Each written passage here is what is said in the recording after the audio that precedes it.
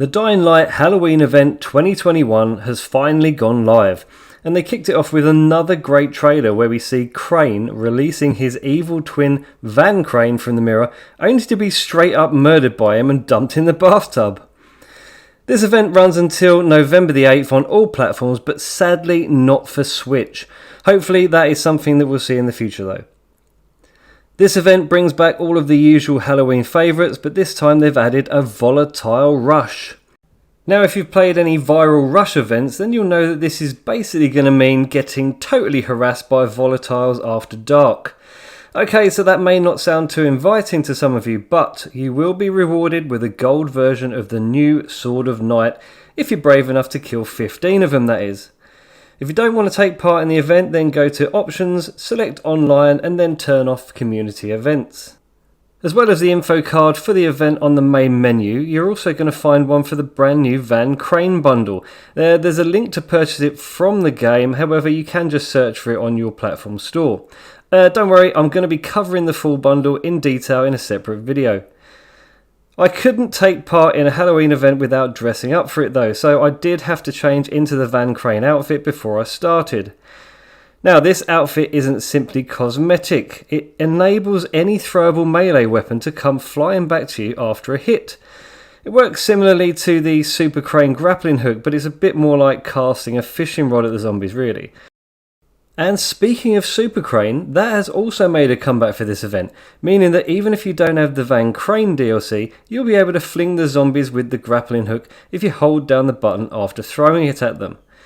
You'll also be able to throw it much further than usual, and that means you're going to be able to zip over really long distances, and another great Super Crane feature is that you can jump from tall buildings without dying. Of course, this is all only for the duration of the event though. Also, for the duration of this event, the quartermaster will give you free shotguns and pistols.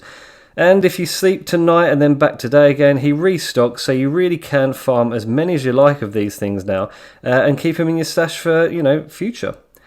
Also, if you've completed the main campaign, then Spike is also in the tower, so you get double bubble.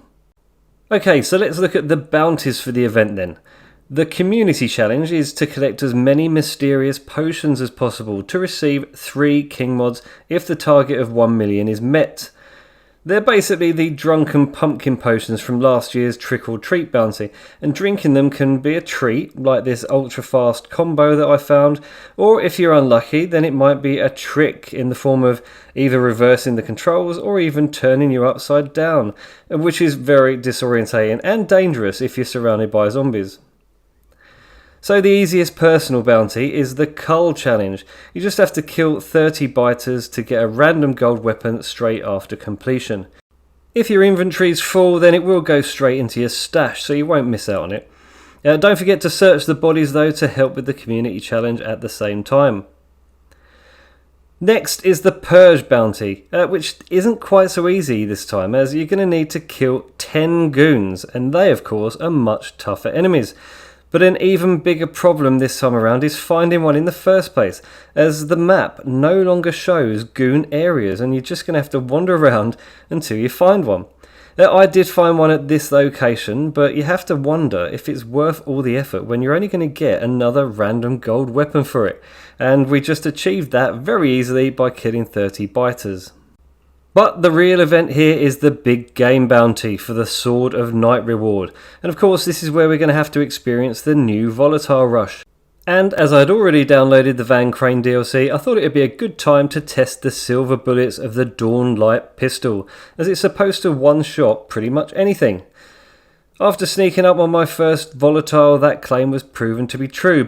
But of course that immediately brought all hell down upon me, and the reload speed really wasn't helping. Once loaded though, this thing is actually a beast and even has a little electrical effect on impact, and given just how many volatiles were coming at me, it really didn't take long before I'd hit the target of 15 kills and the sword went into my stash. So as you can see, the reward is a gold weapon. However, despite my legend levels for melee weapons being maxed out, the damage on this thing is really low. It's pretty durable though and has 7 repairs, but I think it's only really going to benefit a very new player, to be honest. However, if you have the Van Crane DLC, then you should be able to craft a much stronger one depending on the base weapon you choose. I will be checking that out in my next video, so stay tuned for that one.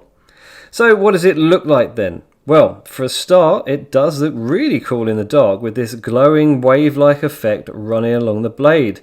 And if you look closely, there's actually little bats flying around it too. I love the details that Techland put into these weapons. They're never just simple reskins, they're always completely unique designs every time. It's so cool. So that's about it really, and as I said earlier, the event's running until the 8th of November, so there's plenty of time to get involved. I think the community target's definitely going to be smashed in no time, to be honest, so we should all be getting 3 King mods a few days after the event closes. So have fun everyone, and if you enjoyed this video, please don't forget to leave a like and subscribe to my channel, and I'll see you on the next one. Cheers.